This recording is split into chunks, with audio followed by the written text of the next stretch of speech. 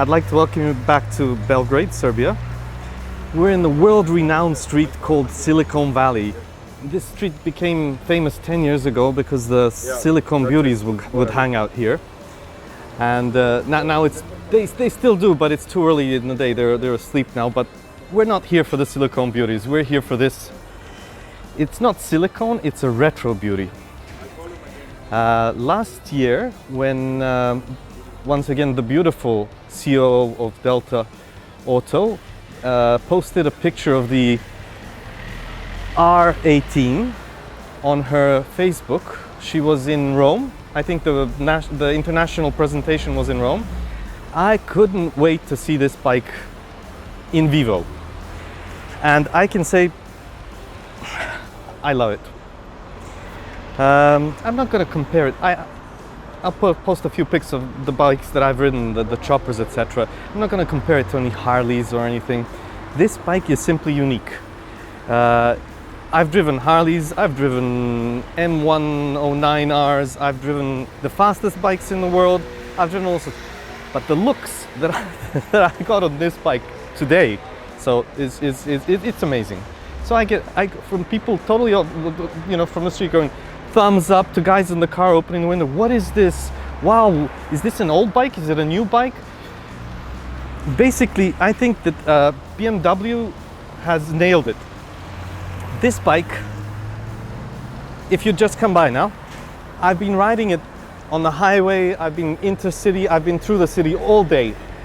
My ass is just fine. So even this seat is comfortable. What I want to show you this, I'm touching the cylinder. We just stopped. And you see people just comment from the side. It's BMW. And I'm touching the shield of the. So I don't know how they did it, but the heat control is perfect. If I had done this on any other bike, which is brand new by the way, so it still has the brand new. The seals are coming together and everything, but the heat management is fantastic. My balls are great. I'm sorry, I have to say that, but the heat management is fantastic. Riding out of the parking lot, I had to put my left foot down because I wasn't aware of the turning angle. After that, 30 minutes after that, I'm as fast as any of these scooters in town. And last night I watched a video on this bike. A girl in England did a vlog thing, and she said, guys, if you want to filter, this bike can't filter.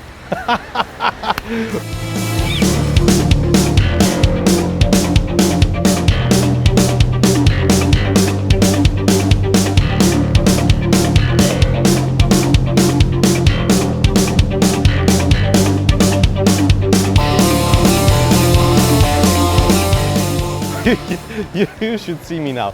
I can filter anywhere. Only where a scooter can't pass, I can't pass. But if a scooter can pass, I get through there. So the reason why we're in Silicon Valley is I've been on the highway, I've been intercity, like I said, and I've driven it through town a lot, the most. This is its natural habitat. Regardless of the size, it's heavy at first. After that, you simply don't feel. It's so well balanced. I don't put my feet down at the traffic light when I slow down. So basically, it's so well balanced that you don't even have to put your feet down. This bike is a cafe bike. Not in the cafe racer sort of thing, but this is the bike where I come to my favorite cafe, I park my bike, I enjoy the view, and I highly recommend it. It has this vibration, it is crude, it is rough. You have to have balls to ride it, really.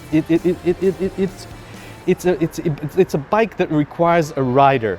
And if you have the balls and the money, I strongly suggest you buy this bike, because apart from Harley and a few Italian brands, Honda, Kawasaki, Suzuki, in Europe we can't buy this sort of bike anymore. The EU regulations are terrible.